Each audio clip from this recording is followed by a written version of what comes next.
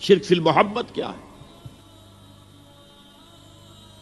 اگر کسی بھی شے اور کسی بھی انسان کی محبت اللہ کی محبت سے بڑھ جانا تو دور کی بات ہے، برابر بھی آ کر ہم نشین ہو گئی، بیٹھ گئی، تو یہ شرک ہے۔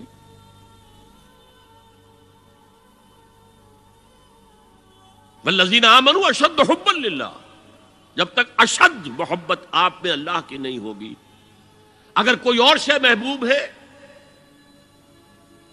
تو من الناس من یتخذ من دون اللہ اندادا یحبونہم کحب اللہ، لوگوں میں سے ایسے بھی ہیں جنہوں نے اللہ کو چھوڑ کر کسی اور چیزوں کو مد مقابل بنا لیا ہے، ان سے وہ محبت کرتے ہیں جو اللہ سے کرنی چاہیے تھی۔ توحید کا تقاضا ہے لا محبوب الا اللہ، لا مطلوب الا اللہ، لا مقصود الا اللہ، مقصود و مطلوب اور محبوب حقیقی اللہ کے سوا کوئی نہیں۔ اور وہ آیت میں آپ کو سنا چکا ہوں، سورہ توبہ کی آیت نمبر 24، انتہائی لرزا دینے والی آیت۔ قل ان کان آباؤکم وابناؤکم واخوانکم وازواجکم وعشیرتکم واموال اقترفتموها وتجارۃ تخشون کسادها ومساکن ترضونها احب الیکم من اللہ ورسولہ وجہاد فی سبیلہ فتربصوا حتی یاتی اللہ بامرہ واللہ لا یہدی القوم الفاسقین۔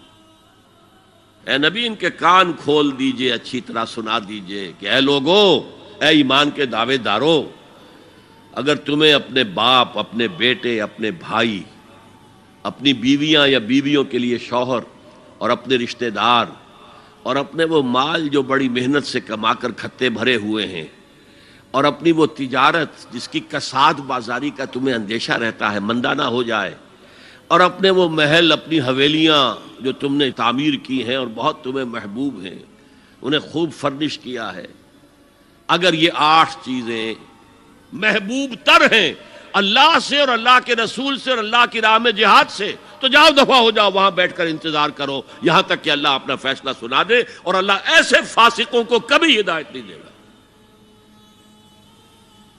8 چیزیں۔ اقبال نے بہت خوب کہا ہے، یہ مال و دولت دنیا، یہ رشتہ و پیوند، 5 قریب ترین رشتے آ گئے، باپ، بیٹا، بھائی، زوجین اور رشتہ دار۔ رشتہ و پیوند، یہ جوڑنے والا۔ اور مال و دولت دنیا کی 3 شکلیں آ گئیں۔ دولت جو آپ اپنی بیلنس شیٹ کو دیکھ دیکھ کر آپ اس پہ خوش ہوتے ہیں، اب ہمارے ایسٹس کی یہ قیمت ہو گئی ہے اب۔ اور وہ مکانات جو آپ نے بنائے ہیں بڑے محبوب ہیں، اور ایسے بنائے ہیں، قرآن مجید میں آتا ہے ایسے بنا رہے جیسے تمہیں ہمیشہ رہنا ان مکانوں کے اندر۔ اور وہ کاروبار جن میں تمہیں اندیشہ رہتا ہے کہ کہیں کساد نہ ہو جائے، کوئی ڈپریشن نہ آ جائے۔ یہ 8 چیزیں، یہ مال و دولت دنیا 3، یہ رشتہ و پیوند، بتان وہم و گما لا الہ الا اللہ، یہ سب وہم و گمان کے بت ہیں جن کی پرستش میں تم لگے ہوئے۔